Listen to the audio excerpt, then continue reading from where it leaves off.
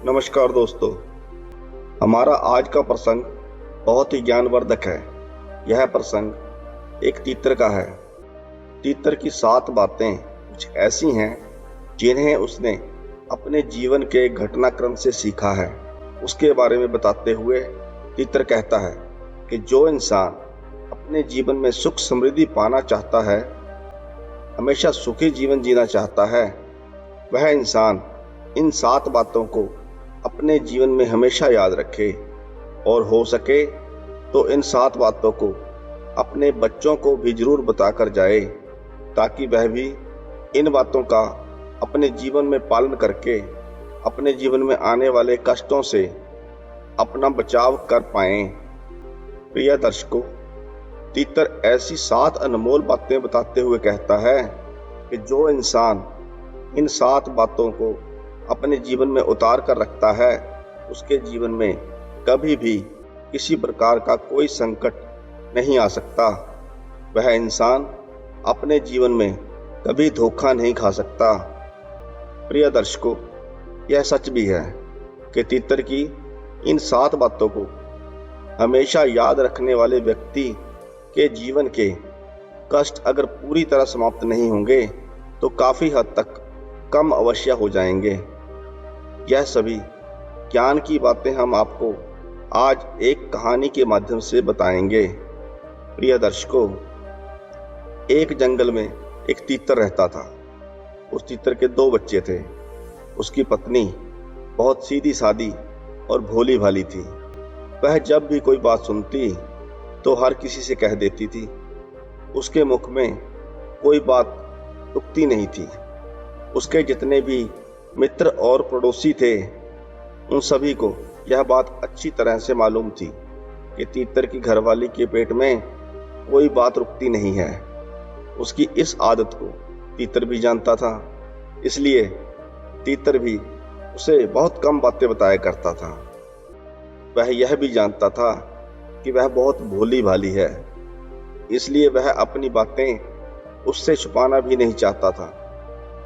अपनी और अपने परिवार के भोजन संबंधी जरूरतों को पूरा करने के लिए वह तीतर जंगल में जाता और शिकार करता। शिकार लाकर वह अपने बच्चों का पालन पोषण करता। उसी जंगल में जहां वह रहता था, वहीं आसपास दूसरे और भी बहुत से पक्षी रहा करते थे। उनके पड़ोस में एक कौवा रहता था जो उनका मित्र था। वह कौवा बहुत चालाक था। वह कौवा उस तीतर से हर बार पूछा करता था कि तीतर भाई, तुम कहाँ जाते हो? तुम अच्छे अच्छे शिकार करके लाते हो, लेकिन तुम यह शिकार लाते कहाँ से हो? तुम अपने बच्चों को अच्छा अच्छा भोजन खिलाते हो, तुम ऐसा क्या करते हो? तुम यह सब कैसे कर पाते हो? मुझे भी बताओ। वह तीतर जानता था कि यह कौवा बहुत चालाक है, इसलिए वह तीतर उस कौवे के सामने कभी भी अपना भेद नहीं खोलता था। लेकिन वह तीतर अपनी घरवाली को बता देता था कि मैं कहाँ पर शिकार करता हूँ और कैसे करता हूँ। प्रिय दर्शकों, उस तीतर की पत्नी बड़ी भोली भाली थी। उसके मुख में कभी कोई बात रुकती नहीं थी। जब वह तीतर उस कौवे को इस तरह बात नहीं बताता था, तो वह कौवा उसकी घरवाली से यह सब जानने की कोशिश करता था कि तुम्हारा पति कहाँ जाता है, कैसे शिकार करके लाता है। उसकी पत्नी यह नहीं समझती थी कि वह कौवा बहुत चालाक है। वह सब कुछ उसको बता देती थी। प्रिय दर्शकों, वह तीतर अपनी घरवाली को खूब समझाता कि तुम इस बारे में किसी को कुछ मत कहा करो। यदि तुम ऐसे ही करती रही तो एक दिन ऐसा आएगा कि हमें भोजन नहीं मिलेगा और हमें खाने के लाले पड़ जाएंगे। हमें भोजन मिलना मुश्किल हो जाएगा। लेकिन उस तीतर की पत्नी बहुत भोली थी। वह कुछ देर तक उस बात को याद रखती, लेकिन कुछ देर बाद वह उस बात को भूल जाती थी। इसी बात को लेकर वह तीतर बहुत दुखी रहता था। तीतर हर रोज नई जगह खोजने की कोशिश करता।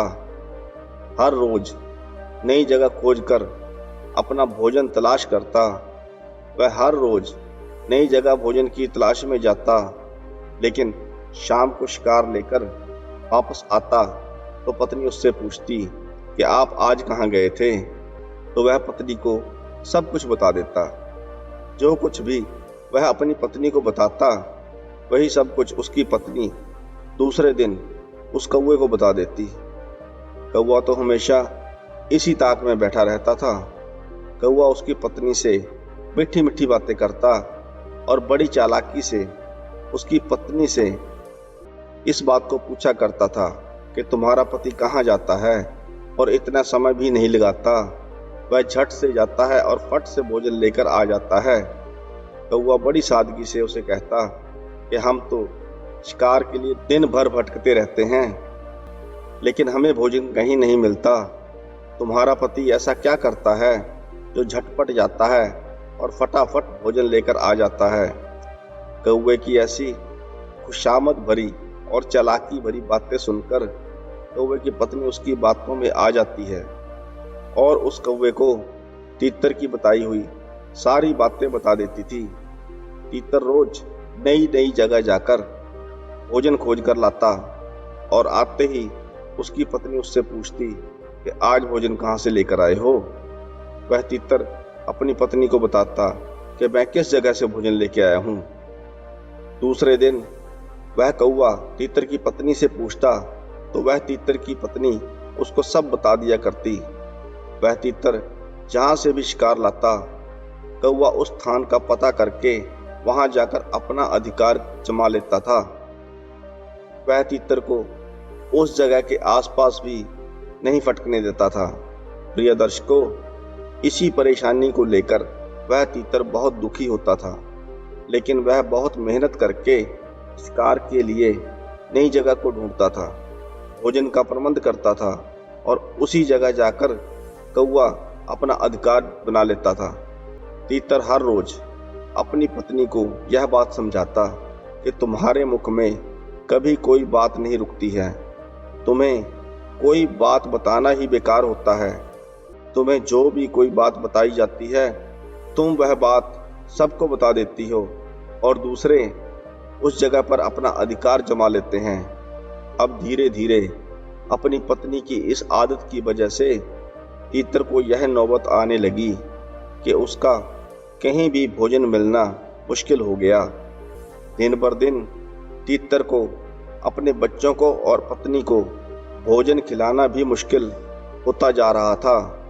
कई बार तो ऐसी नौबत आ जाती थी कि उसको पूरे दिन भोजन नहीं मिलता और उन्हें भूखा सोना पड़ता था।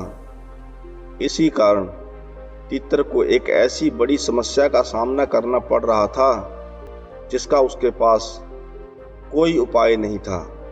इसके लिए तीतर दिन रात अपनी पत्नी को कोसता रहता। वह उसे कहता कि जो हो रहा है वह सब तुम्हारी वजह से ही हो रहा है। यदि तुम्हारे मुख में थोड़ी सी भी बात रुकती तो आज हमें यह दिन नहीं देखने पड़ते। तीतर की पत्नी भी यह सब सुनकर परेशान हो जाती और कहती कि देखो, मुझ पर चिल्लाने की जरूरत नहीं है। यदि आप में हमारा पेट पालने की क्षमता नहीं है तो आप ऐसे ही कह दीजिए। बिना वजह ही आप हर बात का दोष मुझ पर लगाते हो। एक दिन जब तीतर बहुत परेशान हो गया तो वह भटकता भटकता एक साधु महात्मा के आश्रम में जा पहुंचता है। वह साधु महात्मा को प्रणाम करके चुपचाप दुखी मन से एक तरफ को बैठ जाता है। जब महात्मा उस तीतर को देखते हैं तो उन्हें लगता है कि तीतर बहुत शांत बैठा है। उसको शांत बैठे देखकर साधु महात्मा सोचते हैं कि लगता है कि इस तीतर के जीवन में कोई ना कोई बहुत बड़ी समस्या है, कोई गंभीर समस्या है। वह साधु महात्मा उसे अपने पास बुलाते हैं और तीतर से कहते हैं कि तुम्हारी ऐसी कौन सी समस्या है जो तुम इस तरह से परेशान होकर बैठे हो। वह तीतर साधु महाराज को प्रणाम करता है। वहां पहुंचकर वह सीधे उनके पैरों में गिरकर रोने लग जाता है। वह रोते रोते उन्हें अपनी सारी परिस्थिति के बारे में बताता है। तीतर कहता है कि साधु महाराज, मैं बहुत दुखी रहता हूँ, मुझे सही रास्ता दिखाएं ताकि मेरे जीवन के दुख दूर हो सकें। दोस्तों, साधु महाराज ने उसे चुप कराते हुए कहा कि यह सारी समस्याएं तुम्हारी बुद्धिहीनता, तुम्हारी मूर्खता के कारण उत्पन्न हुई हैं। अगर तुम्हारे अंदर विवेक होता तो इनमें से एक भी समस्या तुम्हारे चित्त को दुखी नहीं कर सकती थी, लेकिन तुमने अपने अविवेक के कारण, अपनी मूर्खता के कारण खुद ही अपने रास्ते में कांटे बो दिए हैं। यह तुम्हारी मूर्खता है कि जब तुम्हें पता है कि तुम्हारी पत्नी भुलक्कड़ है, वह कही हुई बातों को भूल जाती है, बहुत ही सीधी है, बहुत ही भोली भाली है और उसके मुंह में कोई बात नहीं रुकती, तो तुम्हें ऐसी कोई भी बात उससे नहीं करनी चाहिए जिस बात को किसी को बताने से तुम्हारा बुरा हो जाए या नुकसान हो जाए। ऐसी बात को हमेशा आप अपने तक सीमित रखें। अब तुम मेरी बात ध्यान से सुनो। आज मैं तुम्हें 7 बातें बता रहा हूँ जो भूल कर भी किसी को मत बताना, और इन बातों का अनुसरण करते हुए तुम बाहर से मिलने वाले दुखों को तो दूर कर ही सकते हो जो बेवजह दुनिया की वजह से तुम्हारे अंदर पनपते हैं। यदि तुम अपने जीवन में इन 7 बातों का पालन करोगे तो तुम्हें कभी भी जीवन में दुख नहीं उठाना पड़ेगा। सबसे पहली बात जो साधु महाराज तीतर को बताते हैं कि अपनी मजबूरी कभी किसी को मत बताओ, चाहे वह पत्नी हो या पुत्र या मित्र। अपनी मजबूरी कभी किसी को मत बताओ। अपनी मजबूरी का दिखावा करके दूसरों का दया पात्र बनकर उनकी सहायता लेने की गलती मत करना। हो सकता है आज तुम्हारी मजबूरी देखकर तुम्हारी सहायता कर दें, लेकिन कल वह तुम्हारा फायदा उठाने से भी नहीं चूकेगा, और अगर फायदा नहीं भी उठाया तो दूसरों के सामने तुम्हारा मजाक बनाने में वह आदमी कभी नहीं चूकेगा। इसलिए कभी भी अपनी मजबूरी का दिखावा मत करो। अगर घर में 2 रोटी हैं, सूखी रोटी है तो वही खाकर सो जाओ, लेकिन दूसरों को इसके बारे में भनक तक नहीं लगनी चाहिए। जरा आप खुद सोचो, एक इंसान का मजबूरी बताने का क्या प्रयोजन होता है? वह या तो दूसरों से सहानुभूति हासिल करना चाहता है या उनसे कोई आर्थिक मदद चाहता है। लेकिन अगर दोनों ही परिस्थितियों में आप देखें तो दूसरा आदमी आपका फायदा उठाने से नहीं चूकेगा, और अगर वह फायदा नहीं भी उठाएगा तो अपनी नज़रों में तो वह आपको मूर्ख ही समझेगा, बेवकूफ़ समझेगा, और दूसरों के सामने आपका मजाक तो जरूर बनाएगा। इसलिए अपनी मजबूरी के बारे में कभी किसी को मत बताना। वह साधु महात्मा कहते हैं कि तीतर, दूसरी बात मैं जो आपको बताने वाला हूँ वह बहुत ही खास और महत्वपूर्ण है। दूसरी बात जो किसी को भी नहीं बतानी चाहिए वह है अपनी अतीत की गलतियाँ और भविष्य की रणनीतियाँ। जरा सोचो, अगर हम अपने अतीत की गलतियाँ किसी दूसरे को बताते हैं तो उसका क्या प्रभाव होगा? जाहिर है वह गलतियाँ ठीक तो नहीं की जा सकती, तो उन्हें बताने का क्या प्रयोजन रह जाता है? आप अपने अंधेरे पक्ष को खुद दुनिया के सामने बता रहे हो, खुद अपनी गलतियां दूसरों के सामने बता रहे हो। इससे उस आदमी की नज़र में आपका एक चरित्र घटित हो जाएगा और वह भविष्य में हमेशा आपको उसी नजरिए से देखेगा। इसलिए किसी भी आदमी की नज़र में अपना चरित्र घटित मत होने दो। जरा सोचो कि आप व्यर्थ में ही अपने भविष्य की रणनीतियाँ दूसरों के सामने बता रहे हो जो आपके काम का हिस्सा नहीं है। उनके सामने अपनी भविष्य की रणनीतियाँ, अपनी डींगे हाँकने का क्या फ़ायदा? वह लोग आपकी सहायता तो नहीं करेंगे, लेकिन आपकी भविष्य की रणनीतियों में बाधा जरूर बन सकते हैं। आप खुद अपने विवेक का इस्तेमाल करिए और सोचिए कि आपके साथ भी ऐसा हुआ है कि आपने अपनी भविष्य की रणनीति किसी को बताई हो और वह कामयाब ही ना हुई हो। जरूर हुआ होगा। जरा गौर से सोचिए।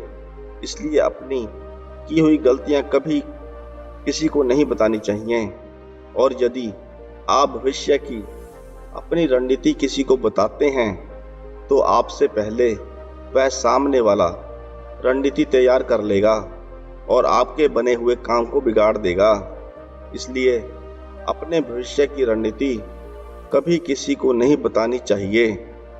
अब तीसरी बात साधु महाराज उस तीतर को बताते हैं। वह कहते हैं कि तीसरी बात जो किसी को नहीं बतानी चाहिए वह है अपने घर की बातें। अपने घर की बातें कभी किसी को नहीं बतानी चाहिए। हमारे घर के अंदर आपस में जो भी बातचीत होती है, यदि आप अपने घर की बातें बाहर वालों को बताते हैं तो आप समाज में अपने मान प्रतिष्ठा को खो बैठोगे। कभी भी आप समाज में ऊंचा उठकर नहीं बोल सकते। हमारे माँ बाप के साथ, हमारी पत्नी के साथ, हमारे बच्चों के साथ की गई बातें परिवार तक ही सीमित रहनी चाहिए। अगर आप इन बातों का ढिढोरा दूसरों के सामने पीटते हो तो दूसरों को आपके घर में घुसने का एक मौका मिल जाता है। वह इसका फायदा उठाने से कभी नहीं चूकेंगे। वह आपके परिवार के सदस्यों को आपसे दूर लेकर जाने की कोशिश करेंगे।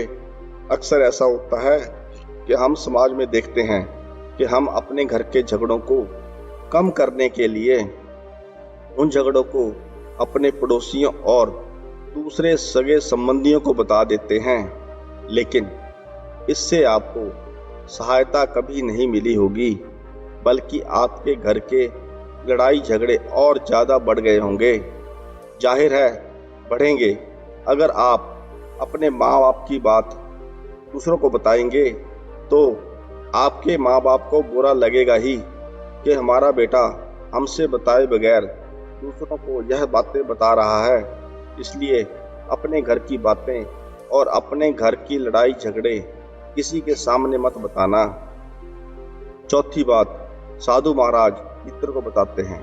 वह कहते हैं कि अगली बात जो मैं आपको बताने जा रहा हूँ, जो किसी को नहीं बतानी चाहिए, वह सुनने पर बहुत अजीब लग सकती है, लेकिन उसका सत्य भी मैं आपको एक तर्क के माध्यम से दूंगा। मैं कहता हूँ कि अपनी कमाई का जरिया या साधन कभी किसी को नहीं बताना चाहिए कि आप कहाँ से कमाई कर रहे हैं, कहाँ से भोजन इकट्ठा करते हैं। अब अपनी आमदनी ना बताने के पीछे क्या प्रयोजन हो सकता है। जरा सोचिए कि आप अपनी आमदनी अपने दोस्तों को बता देते हैं, तो जब आपके दोस्तों को जरूरत पड़ेगी तो वह सिर्फ आपको ही याद करेंगे, क्योंकि उनको पता है कि अगर आपकी आमदनी ज़्यादा अच्छी है तो आप ही उनकी मदद कर सकते हैं। इसलिए ज़्यादा लोग आपसे सहायता मांगेंगे, और जब आप उनकी सहायता नहीं करेंगे तो वह सोचेंगे कि इस आदमी के पास पैसे हैं, मेरी सहायता कर सकता है, लेकिन यह सहायता कर नहीं रहा है। इसलिए आपकी आमदनी आप दोनों दोस्तों के बीच एक झगड़े का कारण हो सकती है। आमदनी कम होगी तो लोग मजाक उड़ाएंगे, और आमदनी ज़्यादा होगी तो लोग सहायता मांगेंगे। जिस तरह उस तीतर के साथ हो रहा है कि तीतर रोज नई जगह खोजता है और कौवा उस जगह जाकर अपना अधिकार जमा लेता है। इस तरह से यदि आप अपनी कमाई का जरिया सामने वाले को बताते हैं तो हो सकता है सामने वाला आपके कमाई के जरिए के आगे अपना अधिकार जमा ले और आपकी कमाई का जरिया ही खत्म हो जाए। इसलिए अपनी कमाई का जरिया कभी भी किसी को नहीं बताना चाहिए। आप क्या करते हैं, कैसे करते हैं, कभी किसी को नहीं बताना चाहिए। इसलिए अपनी आमदनी बताने का कोई प्रयोजन नहीं है। अगली बात जो साधु महाराज उस तीतर को बताते हुए कहते हैं कि अगली बात जो मैं आपको बताने वाला हूँ उसे अपनी गांठ बांध लेना और किसी को यह बात मत बताना। अपनी कमजोरी और अपनी ताकत अक्सर इंसान को पता नहीं होती है कि उसकी कमजोरी या उसकी ताकत क्या है, लेकिन अगर आपको अपनी कमजोरी और ताकत पता है तो पहली बात तो आप बहुत ही बुद्धिमान आदमी हैं, और दूसरी बात आपको यह बातें किसी से बांटनी नहीं है, क्योंकि अगर आपकी कमजोरियां दूसरों को पता चल गई तो वह आपकी कमजोरियों का फायदा उठाएंगे, और अगर आपकी ताकत पता चल गई तो वही ताकत आपकी कमजोरी बन जाएगी, क्योंकि वह ताकत दूसरे आदमी को पता है। वह ताकत की काट भी ढूंढ ही लेगा। अब साधु महाराज उस तीतर को छठी बात बताते हैं कि कभी भी दूसरों को अपने मित्र और शत्रु के बारे में नहीं बताना चाहिए। अगर आप अपने मित्र और अपने शत्रुओं के बारे में दूसरे लोगों को बताएंगे तो वह आपके मित्रों के साथ अपनी घनिष्ठता बनाकर आपको धोखा दिलवा सकते हैं। आपके गहरे मित्रों को आपसे दूर करने का प्रयास कर सकते हैं। अक्सर आम आदमी ऐसा नहीं करता, लेकिन आपके दुश्मन ऐसा करने की कोशिश कर सकते हैं। और दूसरी तरफ आपके शत्रु का भी किसी को पता नहीं लगना चाहिए, क्योंकि आज जो आपका मित्र है, अगर कल वह आपका दुश्मन हो गया तो वह आपके दुश्मन के साथ ही मिलकर आपको नुकसान पहुंचा सकता है, आपको धोखा दे सकता है। इसलिए अपने सबसे अच्छे दोस्तों को भी अपने दुश्मन के बारे में कभी मत बताना। यदि आप अपने मित्र के बारे में किसी को बताते हैं कि वह आदमी मेरा मित्र है, तो हो सकता है सामने वाला आपकी मित्रता ही खत्म करवा दे, वह आपके मित्र को आपका ही शत्रु बना दे। इसलिए आप अपने मित्र के बारे में कभी किसी को ना बताएं, और यदि आप अपने शत्रु के बारे में किसी को बताते हैं तो हो सकता है सामने वाला आपके शत्रु से जा मिले, जिससे आपके शत्रु का बल और भी दुगना हो जाए। इससे आपको बहुत ही ज़्यादा खतरा होता है। इसलिए कभी भी कैसी भी मजबूरी आ जाए, स्थिति बन जाए, फिर भी कभी भी अपने मित्र और शत्रु के बारे में किसी को नहीं बताना चाहिए। सातवीं बात साधु महाराज उस तीतर को बताते हैं कि तीतर, तुम इस बात को बहुत ध्यान से सुनो कि दिया हुआ दान कभी किसी को नहीं बताना चाहिए। जब तुम दान करते हो तो दान के बारे में किसी को मत बताना। यदि आप बाएं हाथ से दान देते हैं तो इस दिए हुए दान का दाएं हाथ को भी पता नहीं चलना चाहिए। यदि आप दिए हुए दान को दूसरों को बताते हैं, अपनी प्रशंसा के चक्कर में बताते हैं, डींगे हाँकने के चक्कर में किसी दूसरे को बता देते हो, तो आपका दिया हुआ दान व्यर्थ चला जाएगा। जब आप अपने दान का ढिंढोरा पीटते हो तो आप यह बता रहे हो कि मैं कितना बड़ा धनी पुरुष हूँ। यह आपके अंदर एक अहंकार निर्मित करेगा और आपको उसका कोई फल नहीं मिलेगा। इसलिए दिए हुए दान को भी आपको किसी को नहीं बताना चाहिए। इसलिए दान गुप्त रूप से किया जाए उतना ही अच्छा होता है, उतना ही फलदायी होता है। दोस्तों, यह 7 बातें वह साधु महाराज उस तीतर को समझाते हैं, और तीतर के मन में यह 7 बातें अच्छी तरह से बैठ जाती हैं। इन 7 बातों पर अमल करता है और धीरे धीरे उसने अपनी पत्नी को वह बातें बतानी बंद कर दी जिसका लोगों को पता लगने पर उसे या उसके परिवार को नुकसान हो सकता था। उसके बाद उसका जीवन फिर से पहले जैसा सुखमय हो गया और तीतर अपना जीवन अपने परिवार के साथ खुशी खुशी व्यतीत करने लगा। दोस्तों, इनमें संसार के सभी सिद्धांत छिपे हुए हैं। इन बातों का अनुसरण करते हुए आप अपने घर में सुख शांति बना सकते हैं, घर के झगड़े हमेशा के लिए दूर कर सकते हैं। आप इन बातों के बारे में अपने विवेक से भी सोचेंगे तो आपको यह बातें सच मालूम पड़ेंगी। और हमारा कहानी सुनाने का मकसद यही है कि आपका विवेक जागृत हो। आप खुद उन बातों के बारे में सोचें जो हम आपको बता रहे हैं। इनके अलावा भी अगर आप कुछ जानते हैं तो उन बातों को भी कमेंट सेक्शन में ज़रूर डालें। अगर आपको यह कहानी पसंद आई हो तो वीडियो को लाइक करें, चैनल को सब्सक्राइब करें। वीडियो को अंत तक सुनने के लिए आपका धन्यवाद।